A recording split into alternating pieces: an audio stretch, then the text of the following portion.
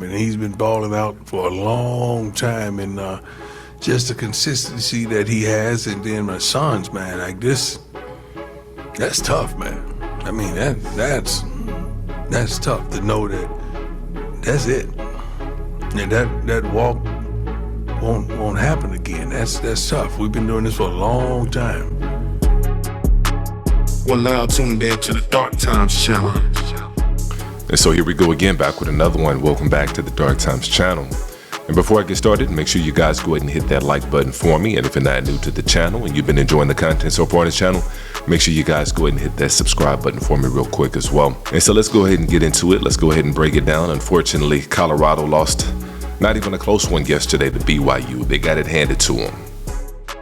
Ocho, Talk to me. Because BYU ain't no slouch, boy. they were never in the game. You give up a punt return for a touchdown. You give up an onside kick.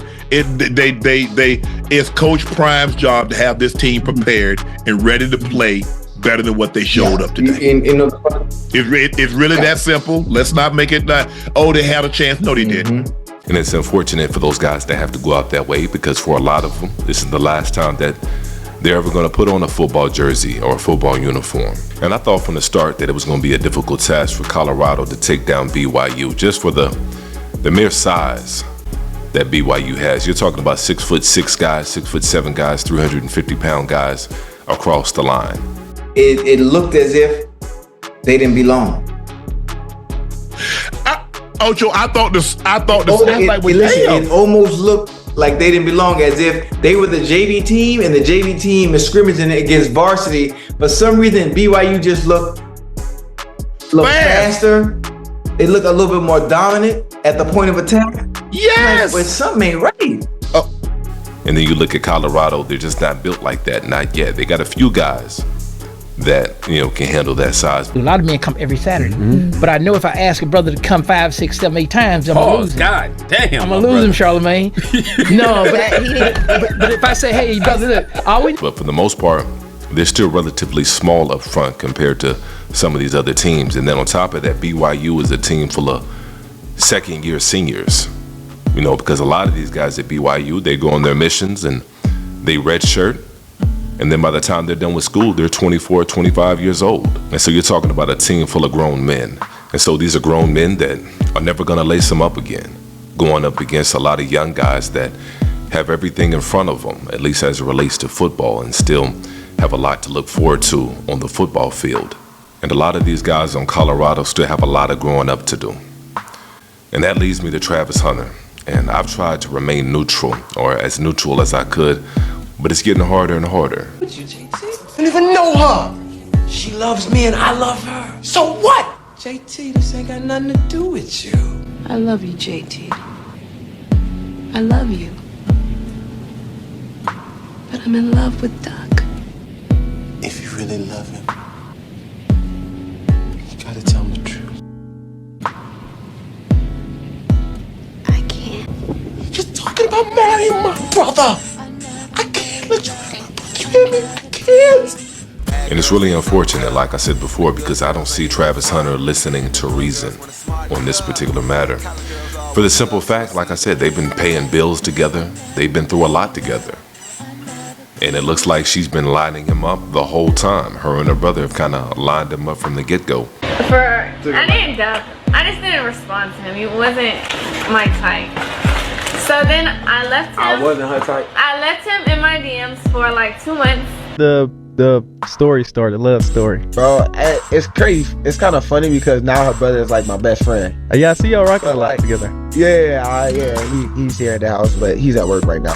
But like, he seen her phone one day. He went to her phone one day, and I texted her on Instagram, and he seen that text. He's like, "You don't know who this is?" So he was like, "You don't know who this is, bro?" He's a real wingman. She was. Hey, he was a good wingman. He was fine. She was like, "Well, I don't care what that is." But she seen my text message a long time ago. She just never. Yeah, she was ignoring you. She left you on red, gang? Ignore you. Wow. And that's when I was nothing. So Yeah. I don't care about it. And now it makes me. It's none of my business, but it paints you in a bad light. Oh, he wasn't your type. but now he is my type. Well, it seems like your type might be George Washington, Ben Franklin, Ulysses S. Grant. It might be some of those types. You know what I'm saying? Yeah. Trap. Check this out, gang. It's coming from your boy Bow Weezy, right? I never met you, don't know you, know nothing. But I will say this, because I've been watching from afar. I'm not the type of jumping people's business, but I was once young, about to make a lot of money, and I know how this shit go. So I need you to hear me out. Number one, I don't want you feeling as though everybody jumping down your back or cats is hating. It's that young mentality. I want you to look at this like care about you. And especially in our community and in this industry, not a lot of brothers get the opportunity like you about to get. You know what I mean? You about to get the biggest check in your life. You about to go to the NFL. And all we are doing is waking you up, young brother. Because if you don't see what is going on, gang, if we didn't get up, we'll let you crash out. But from one player to the next, I ain't gonna tell you what to do, but I want you to open up your eyes, man. There's no reason why she commenting on another page, NBA with her eyes and the mother money tongue out. That's your fiance. Wake up, young brother. Fiancés don't move like that. I ain't never had one of my girls ever lay next to me in the same crib as me under another page, leaving her eyes with the money tongue out. Total violation. That bitch would have been packing up her shit and get on my crib that day. I don't play that shit. You out. Of all the places that y'all can get married, you said it's a nice venue? It's nice venues everywhere. The laws in Tennessee pertaining to people who may have bad intentions. Tennessee have loose laws, and this is one of them. Loose interpretation of prenup. Courts enforce prenuptial agreements, but challenges based on claims of unfairness or duress might leave gaps for manipulation. So, if you had a prenup that was geared towards you, 90% they can see that as unfair. Alimony awards. Spouses with higher income or significant assets may face long-term financial obligations if the marriage ends in divorce. Which brings me to the next topic. No fault-based grounds for divorce. She can divorce you for anything. You can divorce her for anything. But if the alimony is set up, even though you divorce her, you still might have to come out a significant amount of your assets. And so from the outside looking in, I think this situation is exactly what it looks like. Nothing more and nothing less. We've all seen it play out before. We're talking about a young man named Travis Hunter who was wet behind the ears in high school, reaching out to a girl he saw on Instagram. I'm sure she was thirst trapping on there, and he reached out, and she didn't want nothing to do with him, just based on how he was looking. He hadn't even grown into his body yet. Travis Hunter, DBA and receiver at Carson High School, committed to FSU. And no disrespect to Travis Hunter, but we're talking about a young man who didn't even know who Lil Wayne was. She had to school him on rap music. You don't know how you came into our life, man. My fiance love you. I ain't learned none. I didn't know none of your songs until she let me know, because I don't listen to music. And so this is a young man that just doesn't understand how this game goes. And the worst possible thing that he could have done was move in with her. And the best thing she could have done was move in with him. And this is why that old school generation, they were so against people shacking up and moving in together.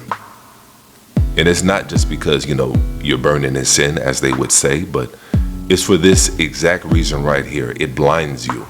Travis Hunter has been living with this girl for years now. She's been taking care of him when he's sick. She's been there when he's cried. She's been there when he was happy. She's been there when he was making his TikTok videos. She's seen it all. They've seen it all together.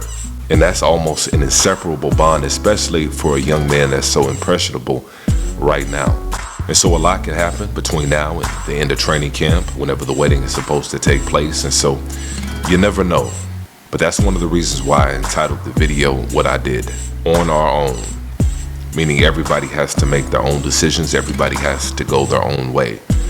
And you have to live with the consequences of your decisions and the consequences of your choices in this life. So for better or worse, just like Travis Hunter and his fiance, we're all gonna have to watch it unfold, and we're all gonna have to watch it play out, hoping that we were all wrong, hoping that Travis Hunter is right. At least most of us, that is. But you guys go ahead and comment in the comment section below. Let me know how y'all feel about the whole situation. Let me know how y'all feel about the season as well. And make sure you guys go ahead and hit that like button if you haven't done so already. And as usual, peace and chaos.